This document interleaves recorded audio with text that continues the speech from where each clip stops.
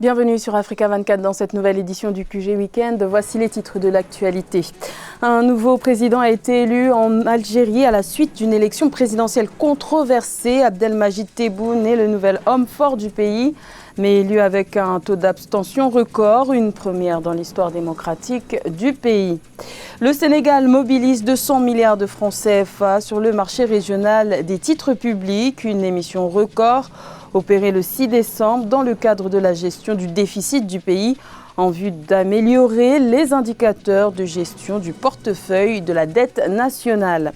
Et contre-performance financière en perspective pour les compagnies aériennes africaines. En 2020, l'Association internationale du transport aérien projette une perte collective de 200 millions de dollars l'an prochain.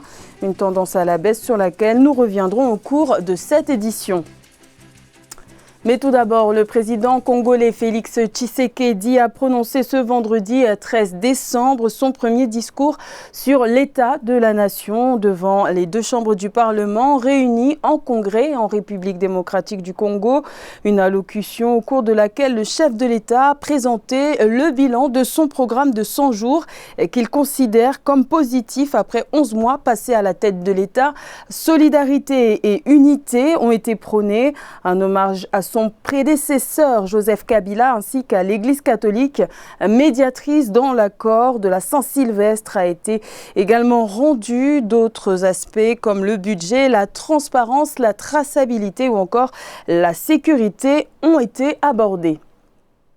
L'Algérie a un nouveau président. La personne d'Abdelmajid Tebboune, l'ancien Premier ministre de 74 ans, est sorti vainqueur de l'élection présidentielle du 12 décembre dès le premier tour avec plus de 58% des suffrages. Une élection marquée par un taux d'abstention record. Plus de détails avec Aïssatou Bari. Abdelmajid Tebboune, élu président de l'Algérie. Selon l'autorité nationale indépendante des élections, l'ex-premier ministre a récolté 58,15% des voix à l'issue du premier tour qu'il opposait à 4 autres candidats. Favori, il remporte ce scrutin dans un contexte de vives tensions qui ont émaillé la journée du jeudi 12, jour du vote, dans plusieurs villes du pays. Donc ça montre que les radicaux du Hirak, le mouvement de contestation, qui appelait à un boycott, cette tendance antidémocratique, n'a pas été écouté par les Algériens. Le taux de participation, on s'attendait à ce qu'il soit très très faible. Il y a une partie des Algériens, quelle que soit leur contestation de ce qu'on appelle le système, ont accepté cette solution à la fois politico-constitutionnelle. Seuls 39,93% des inscrits ont voté au premier tour, soit un taux de participation de 41,13%, le plus faible de toutes les présidentielles pluralistes de l'histoire du pays. Au total, ce sont 9,6 millions d'électeurs qui ont voté sur 42 millions d'inscrits. L'évolution à venir dépend de la capacité du nouveau président à engager un vrai dialogue avec le Hirak. La question qui se pose, est-ce qu'il y aura une véritable volonté politique qui résulterait de la concertation entre l'état-major et le nouveau président pour amener l'Algérie définitivement vers une vraie démocratie et non pas une démocratie facile. Le nouveau président de l'Algérie, Abdelmajid Tebboune, 74 ans, issu de l'ancien régime, était considéré comme l'un des plus proches du président déchu, Abdelaziz Bouteflika. Le Hirak, mouvement de contestation populaire, demande le changement de système et cela depuis 43 semaines. Les résultats définitifs seront proclamés par le Conseil constitutionnel entre le 16 et le 25 décembre 2019. Et notons que le nouveau président algérien Abdelmajid Tebboune a tenu une conférence de presse ce vendredi à Alger, lors de laquelle il a annoncé vouloir tendre la main au mouvement de protestation Hirak, le Hirak qui rejette cette élection et qui a tenu ce 13 décembre son 43e vendredi de contestation, qui était aussi le premier depuis l'élection du nouveau chef de l'État. Également dans l'actualité, l'aéroport de Mitiga situé dans la capitale libyenne Tripoli est de nouveau opérationnel. Les vols ont repris le 12 décembre après 3 mois d'interruption suite aux attaques répétées attribuées aux forces du maréchal Khalifa Haftar qui ont débuté le 4 avril 2019 pour prendre le contrôle de Tripoli. Notons que Mitiga est le seul aéroport opérationnel de la capitale Tripoli. Le 12 décembre était placé sous le signe de la mobilisation au Burkina Faso. L'initiative Souveraineté, Dignité et Paix a appelé toutes les forces vives africaines à un sursaut après les propos tenus par le président français Emmanuel Macron qui invitait les chefs d'État du G5 Sahel à éclaircir leur position sur la présence des forces françaises au Sahel. Reportage de notre correspondant Jean-Paul Ouedraogo. L'appel du 12 décembre se veut historique, car c'est dans cette même salle de l'université Joseph Kizerbo de Ouagadougou que le président français Emmanuel Macron s'était adressé à la jeunesse africaine le 27 novembre 2017. 2 ans plus tard, devant les mêmes étudiants, Initiative, Souveraineté, Dignité et Paix, du nom de cette coalition d'organisations de la société civile, appelle à une redéfinition des accords de coopération entre l'Afrique et la France, et ce à l'approche de la rencontre prévue à Pau en France début 2020 entre les présidents des pays du G5 Sahel et le président Macron. C'est dans ce sens que les différentes couches de nos populations africaines, indignées par les propos condescendants et paternalistes du président Emmanuel Macron, ont, dans un mouvement d'ensemble, décidé de lancer cette initiative d'expression citoyenne à la souveraineté, à la dignité et à la paix des peuples africains. Un élan de sursaut qui appelle à la mobilisation des acteurs de tous bords, à refuser toute forme de diktat extérieur et à revendiquer une pleine et entière souveraineté du continent. Dorénavant, il faudra compter avec les peuples, notamment dans les débats qui impactent leur vie quotidienne, dixit la coalition. Ça ne sert à rien que je vous explique tous les jours comment se passe le mécanisme. Non. Ce qui est important, c'est comment c'est qu'on sort de là. Parce que vous êtes la génération qui va devoir nous sortir de là. Nos dirigeants ont une légitimité qui n'est pas la légitimité du peuple. C'est pour ça que vous pouvez crier et ils n'entendent pas parce qu'au fond, ce n'est pas vous qui les avez élus.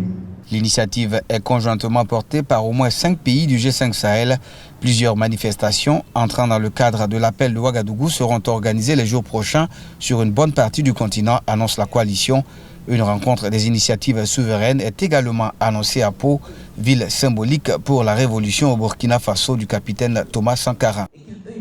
Dans le reste de l'actualité au Sénégal, le candidat malheureux à l'élection présidentielle du 24 février 2019, Madické Niang, renonce à la formation d'un parti politique.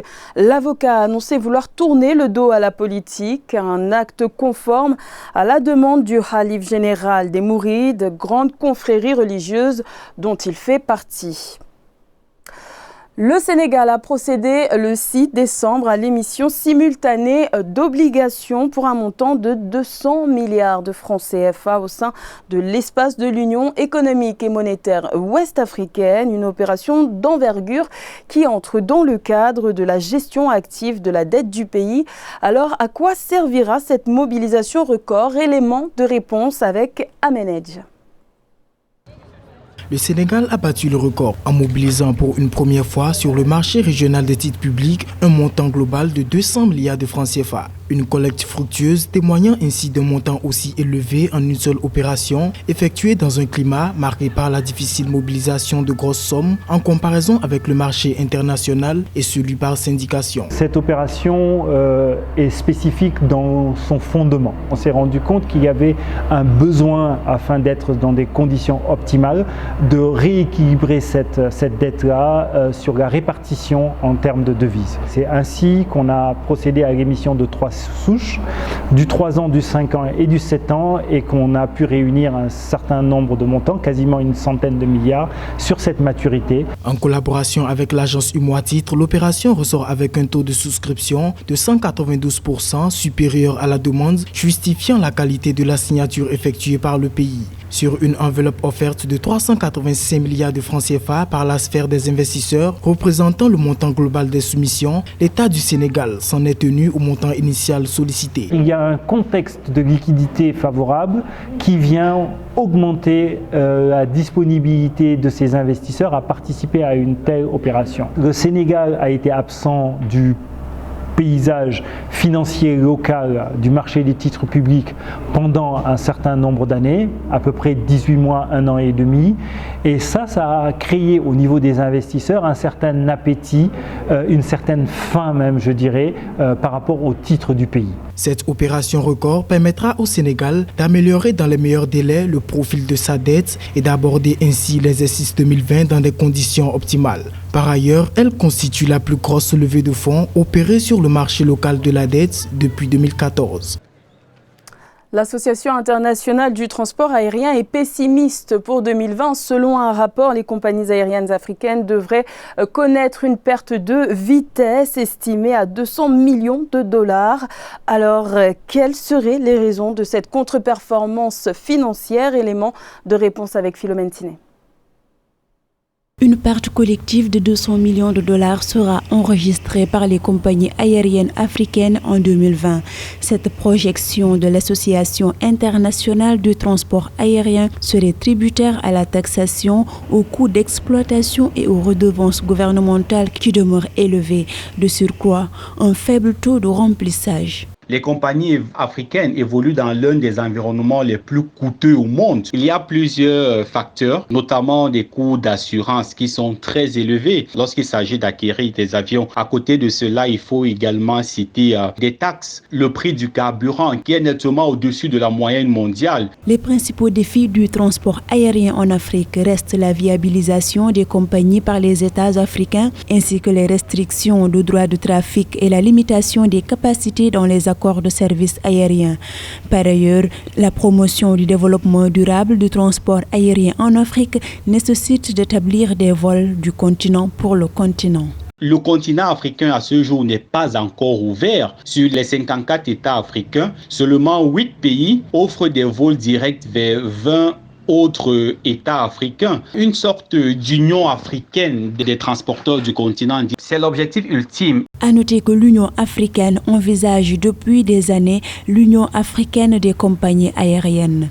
Par ailleurs, le potentiel de l'aviation en Afrique soutient une activité économique de 55,8 milliards de dollars et 6,2 millions d'emplois selon l'Association internationale du transport aérien.